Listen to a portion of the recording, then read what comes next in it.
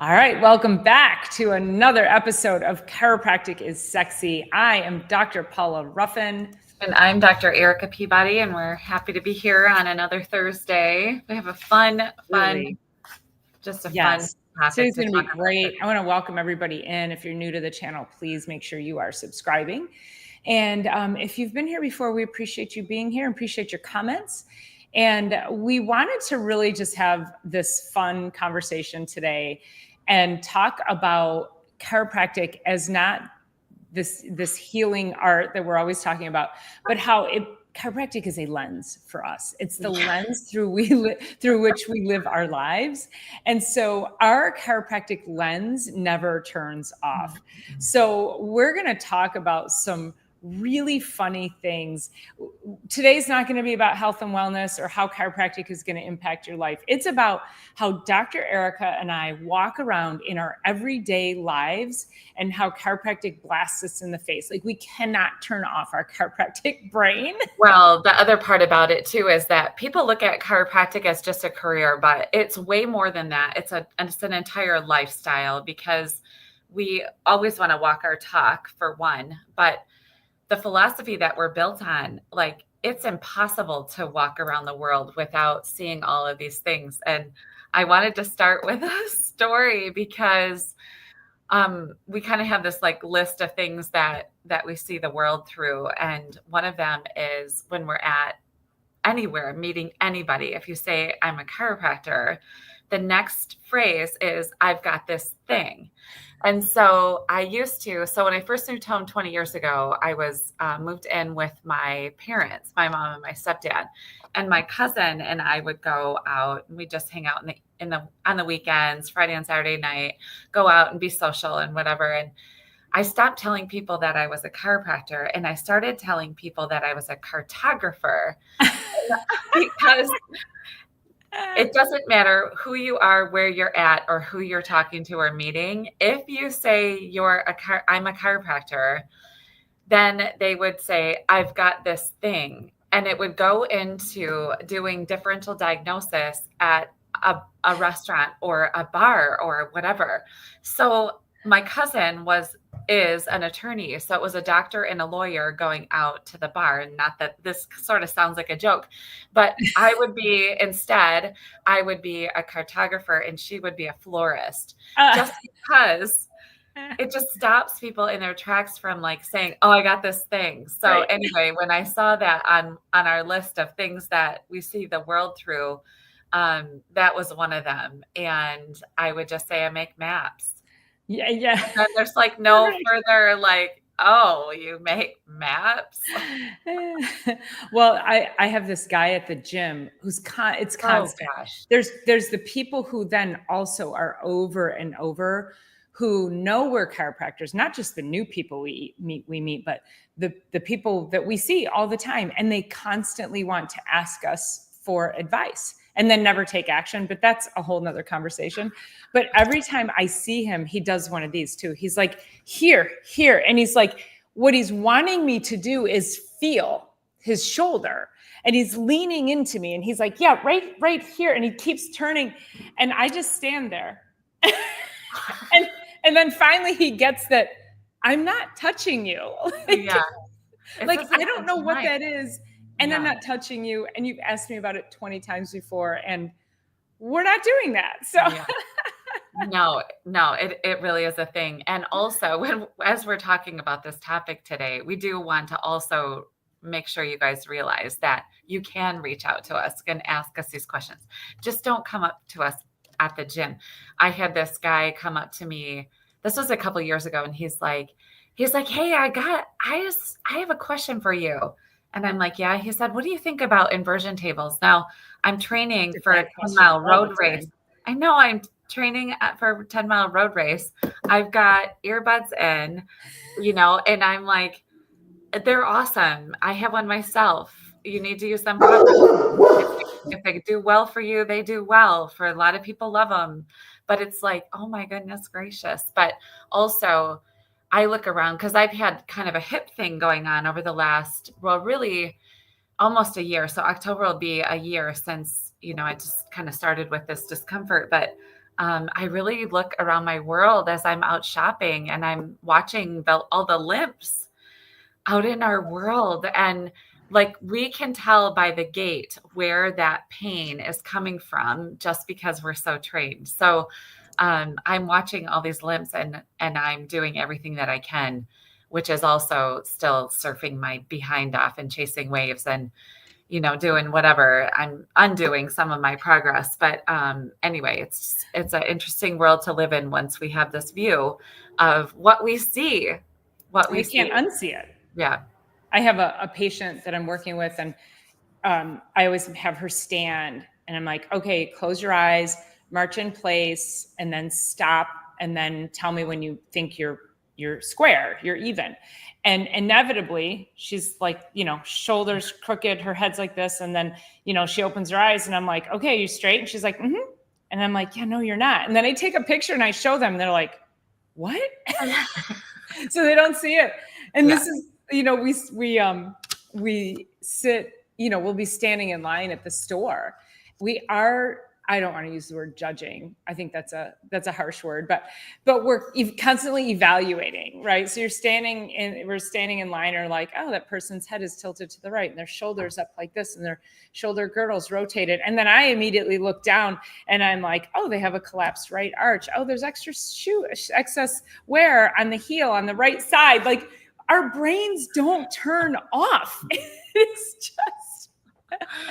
Well, then it goes in, as speaking of the grocery store, then it goes into what they're checking out with. Oh, yeah, I remember there was a time, it was a couple of years ago, there was a time where somebody was going through with, it was just a small load. It was diet pops, TV dinners, and there wasn't anything. There was ice cream and desserts and maybe like a little Debbie snack and maybe some canned soup, something like that. But it was like very apparent there was not there was not 1 ounce of nutrition in this checkout. And it was a single woman, and I took a picture of it and I was going to post it. And then I looked up and it was actually somebody who, I don't want to say I can't remember if it was a patient or somebody that I knew. Actually, it was somebody that I had just seen in the office. And I'm like, okay, I won't post that necessarily, but I do cart shame, because then also, and same thing like with the physical things that we see, right? And I'll look down, okay, they have a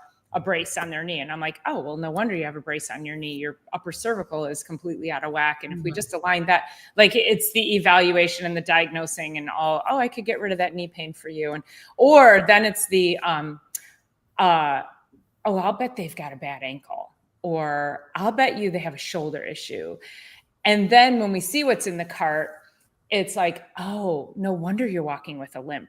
Oh, no wonder you look puffy. Oh, no wonder I see swelling in your ankles. Like, it's just. Yeah, no, and it is so true. And us too, right? I was just saying to our group we have 4 chiropractors. So it's Dr. Paula and myself, Dr. Anna Saylor, and Dr. Christy Prosper. And we are on a video chat with each other all the time. And I still haven't figured it out. But for me personally, I had like 3 or 4 months of fibular head pain, like right at the outside of my knee. And I don't have an injury there. And I don't know what I did, what I took. I know that it was something that I took out of my diet that was so helpful in getting rid of. I should not have burning, stinging 7 to 8 pain scale fibular head pain for no reason in the middle of the night, waking me up. And so that's why I say it's like we can clearly see what's going on, and also for ourselves too, although I really haven't been able to pinpoint what I did change. But man, am I sleeping like a rock star these days. And I kind of want to look back, but it would take like a full reverse food journal to figure that out. But anyway, yeah, good to see you for sure. Anyway, so there was, that's just one thing as we're just kind of wandering around. The other part is, as if I were to pick up my phone and I turn sideways and I'm looking down like this, and then my spine is growing. If I'm 2, 3, 5, 8, 10, 12, or anything beyond, as the twig bends, so grows the tree. So one of the things on the list was watching people in their world not even look up to walk, but in restaurants, all four of a family is heads down in phones and tablets and all of that. And you guys, to be honest with you, this is a death and dying posture. This is a pain, sympathetic overload. My body is exhausted, overwhelmed, stress chemicals running throughout. And we're just doing that willfully to check our social media or to check our phones or to play a game. And it is not appropriate. And it is so hard. Like, I don't know what the words are when parents are in with their kids and everyone's getting adjusted and a child gets up off the table and goes and sits and waits for the parent and gets literally right back just like this. And I don't know how to stop it without sounding so aggressive about it, but it's not okay. It's really not okay. I do. I get, I take a stern but loving and lighthearted tone. I don't know if that's, but I'll say, okay, you're in my office. Now's not the time to be slouching. At least do that out there where I can't see it. And they'll sit up straight and they'll laugh. And then they come in, and when they sit and they might start to do this, and then they'll go, oh, and then they pop. So at least when they come in here, it's a reminder to sit up straight, because also, as you're saying, like death and dying posture, all slumped over, you're compressing your nervous system. You're also compressing your lungs, all your vital organs. So you're compressing blood flow to those areas. And so many people have lung issues and they have digestive issues. And when you are slouched over like that and constantly in text posture or working on a computer, you are cutting off circulation, blood supply to all of these vital organs, your heart. I mean, so when we say sit up straight, it's yes, we want to see a beautiful tall spine, but we also understand the ramifications of it. And so posture is really important. And, when we adjust people, we'll have people say, I think I've grown a half an inch or something. Yeah, and it's like, yeah, because the adjustment actually helps to hydrate the discs. So yeah, if the discs are dehydrated, then the bones are going to come closer together. You're going to lose height. If we rehydrate the disc, you're going to gain height. So it's pretty freaking cool. Yeah, it is. It is. And also just knowing each time the head is tilted forward like that, it's pulling on the spinal cord and it actually swells the brain. And that's also inappropriate. It's just inappropriate biomechanics for you and for your children. So there's that. So yeah, just a bunch of things. The other thing that I always talk to my patients about is when you go to stand up, if you can stand up and squeeze the glutes here, you'll relax the front and your posture will be better. And I always say, like, you don't have to stick your chest out. You don't have to pull your shoulders back. But if you can walk around and have as much of the side body showing as possible, but also squeeze your glutes and get those up underneath you, it's going to help it support the lumbar spine. It's going to help support the pelvis, and it's going to relax the front part of the body. So literally, I know if you guys are watching us and you're listening today, if you go around in the world, you will see that tight psoas posture, and it's this. And then we just keep going and we grow like that. And all of a sudden we're staring down at the floor instead of even in front of us. And we grow into our 7th, 8th, and 9th decade, late 6th, 7th, 8th, and 9th decade of life like that. That's where it comes from. So stand up, squeeze your butt, wake it up.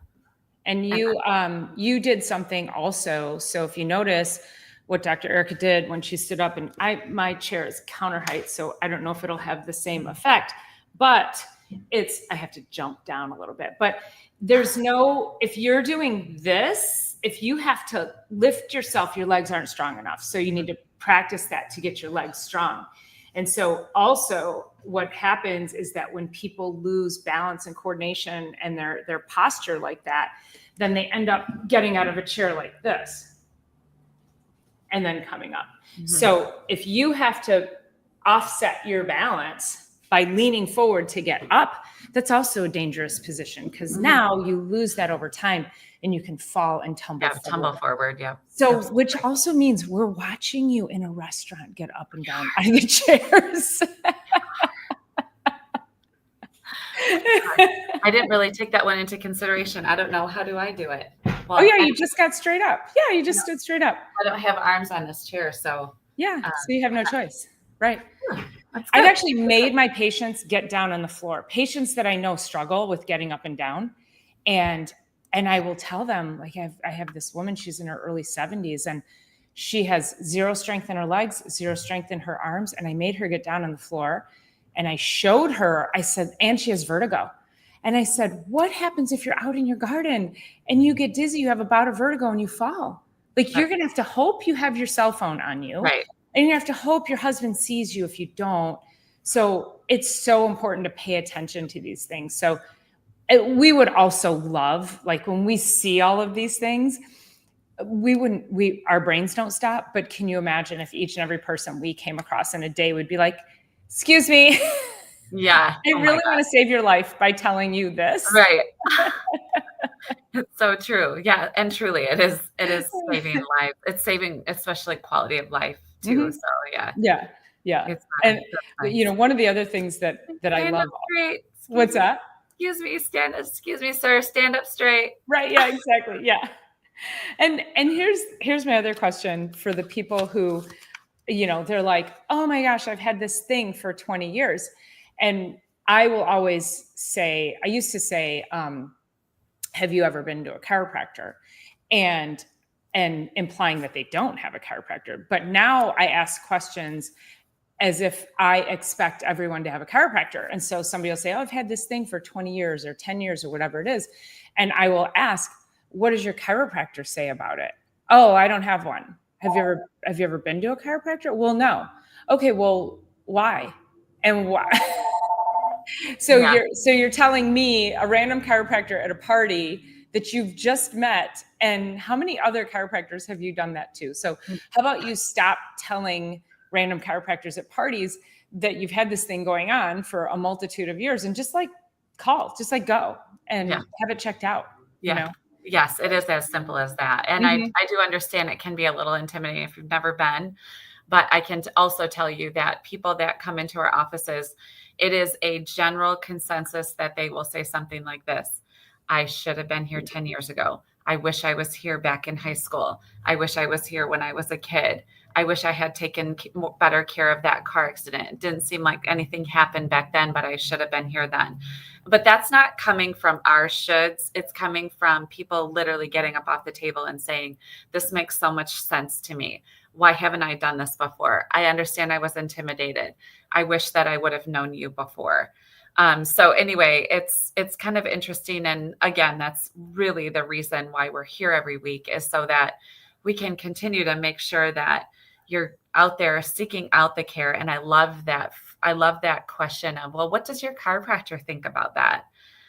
Because we are approached by a lot of people. I was out at the grocery store, and, this is a small town, and I own the center of town. My big practice wellness center is in the very middle of town with the big signage and all that. And people know me, and now they know me because of my Volkswagen bus, but people know me. And sometimes when I'm out at the grocery store, I've had people walk up, aren't you Dr. Peabody? And I'm like, yeah.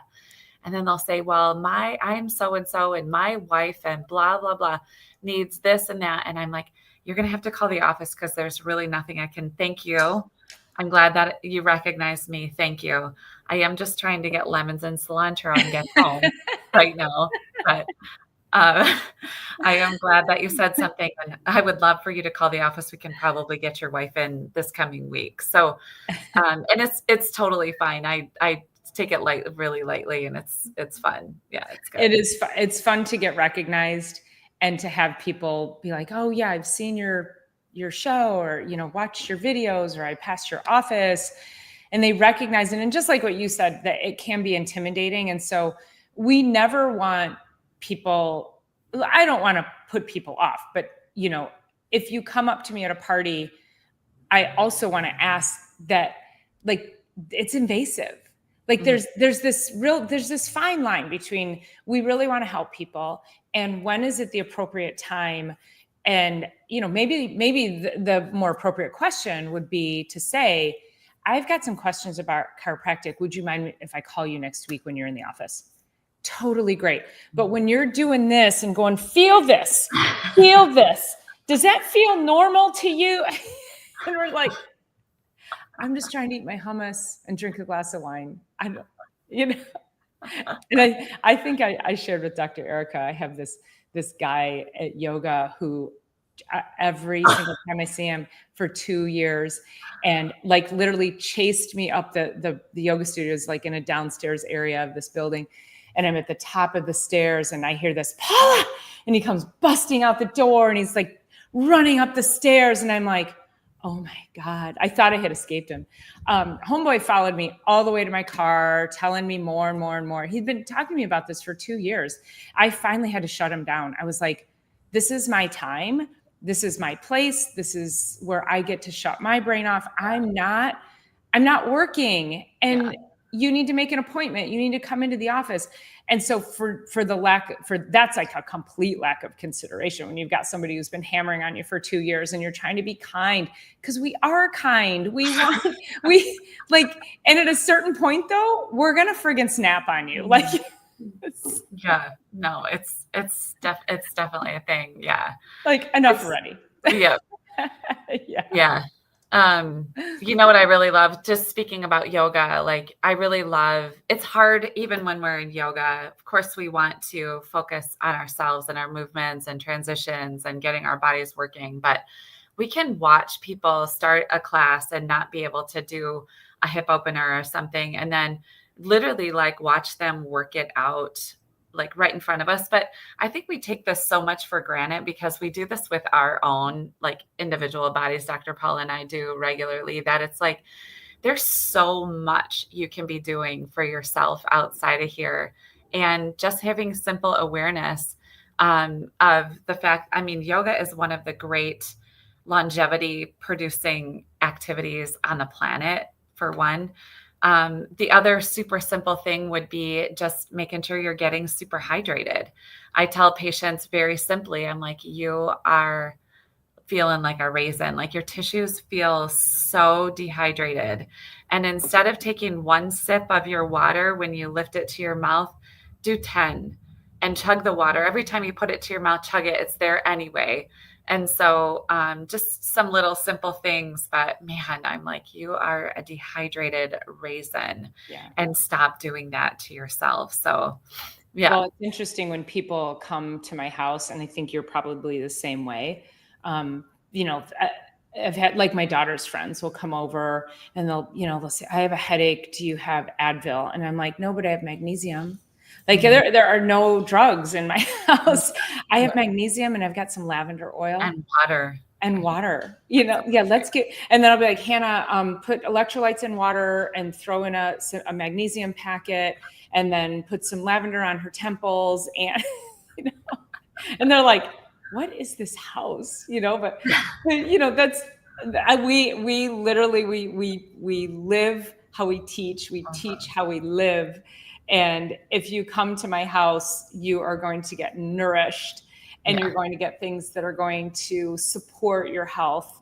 And nothing we do in my house is going to break down your health. It's just all about, and you open up my cabinet in my kitchen, and it's all, there's like one corner way up here is all homeopathic remedies. And then I have essential oils on this side. And then we have teas and tonics and tinctures, and then supplements, and then more essential oils. It's awesome. It's all the things, right? Yeah. One question that Chadwick has is, how to use magnesium for headaches. And so we should be using magnesium no matter what. And when you use magnesium regularly, a lot of times there's no such thing as headaches in life.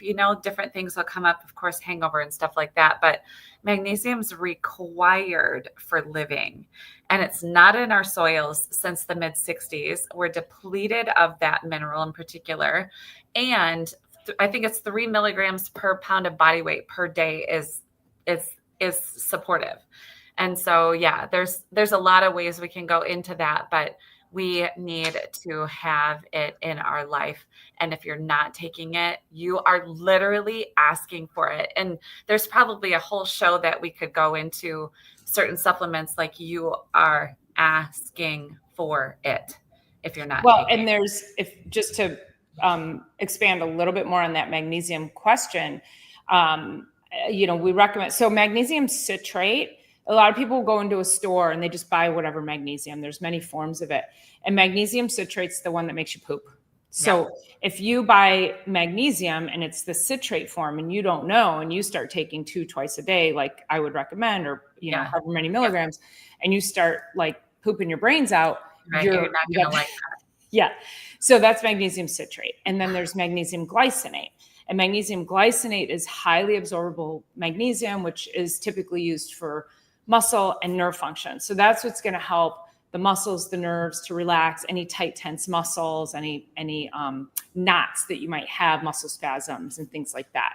Magnesium threonate, L-threonate is often where you'll see it. And magnesium L-threonate will help with the muscular component of it, but it is actually more indicated for the neurological piece. So it's the only form of magnesium that crosses the blood-brain barrier and goes into the brain. So magnesium threonate is outstanding. I use it for concussion protocols. I use it for chronic headaches, chronic migraines. And so, yes, we can say magnesium is great for headaches, but I think if you're somebody who suffers from chronic headaches, I would absolutely do magnesium L-threonate, because it's going to get into the brain and start to calm the brain down. And get adjusted. And get adjusted. We can't. Yeah, of course. I mean, that's a good. Drink your water. Come here, get adjusted. Drink your water. Take your mag threonate. And you can take magnesium on an empty stomach. So. Oh, I don't. Yeah. Okay. So that being said, some people can't. No. Yes. No, in fact, if I don't, sometimes when I take supplements, they'll get stuck in my throat. And one time I went to sleep, I took magnesium at night and I went to sleep. I chugged some water afterwards and I just had a little bubble gurgle come up, and all of a sudden, I had a white cloud of magnesium around my face. Oh my God. Yeah. But a lot of people, I know some of them are supposed to be taking some supplements on an empty stomach, but that just doesn't work for me. Kind of cross the line. So yeah, anyway. a lot of people do have a more sensitive stomach, and I just always say, when in doubt, take food. Yeah. So, yeah. So let's see. So what else? I mentioned the also, we are probably always walking around with like essential oils or homeopathic remedy. Oh, for sure. Doesn't ever stop. When I went to Mexico for spring break with my daughter for her senior trip, I got to the airport, and I have another very dear friend of mine she's also a very crunchy, very holistic mom. And I said, she said, I don't know who said it first, but she pulled out her silver gel. Oh, yeah. And she's like, "Oh, I brought this in case you get cuts and scrapes." And I was like, "Girl," and I reached into my bag and I pulled out my silver gel, same brand, like same thing. And I'm like, but like mine's like, we didn't bring Neosporin. We bring silver gel, right. Yeah, no, it's great. It's great. It's just how we see the world. It's how we view the world and how we want to manage not only ourselves, but be able to offer that to the people around us. Yeah. So yeah, absolutely. Well, anything else like, what I did want to talk about. So I want to kind of flip something for you guys as you're headed into the school year. And then of course we have the holidays ahead of us and all of that. I want you to ask yourself, just as an action step when the school is coming around, like asking yourself, how is my nervous system? Instead of how is my nervous system? When you're going and hang out with family as the holidays approach, like, what does that do to your nervous system? How is my nervous system? And I don't know, maybe even ask one of your friends sometime, how's your nervous system?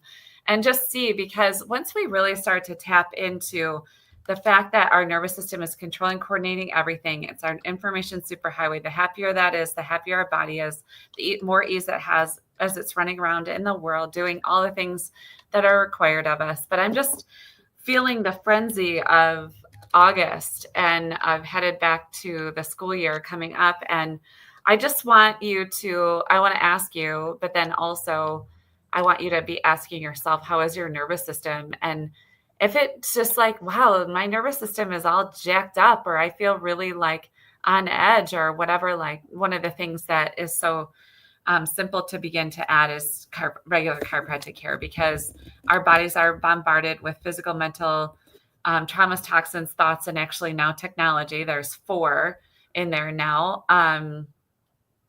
4 T's. And, that affects us, and it affects how we approach our world, how we are out in our world, our health, and everything all the way down the line. And that affects everybody around us. So I want you to continue to ask yourself, how is your nervous system? If you hang out with people that your nervous system gets all jacked up about, how about kick those people out if you can? How is your nervous system? And let's start tending to it. And I love that question. And I think what I'd like to do is make that our topic for next week, because I'd like to break down all of the different ways and that people can say, how's my nervous system? I think that, like you said, if you're hanging out with people who bring your vibe down, you may not recognize that that's actually bringing you down. So I think we should just come up with a list of different ways that your nervous system's affected, so that you can start paying attention to things that maybe you wouldn't have thought about that. And then you can say, how's my nervous system? Where am I not operating at full steam? And where am I being diminished? Right. So we're going to put that on for next week. So make sure you are tuning in next week, and we're going to tell you all the different ways that you can be making sure you're knowing if your nervous system is being compromised or not, and then how to tap into that. Besides chiropractic care, as always, is the number one at the top to get your nervous system information superhighway reconnected and recommunicating. So how's my nervous system? How's my nervous system? Week. So awesome. Chadwick, I did just drop the email there. So please email me your question, and we'll make sure we get that ordered, answered either on the next one, or I can directly email you back. So it's a little bigger question than we have time to answer. We both have to jump today a few minutes early, but we appreciate each and every one of you being here today. And we will see you next week on Chiropractic Is Se. That's right. Thank you so much. Peace.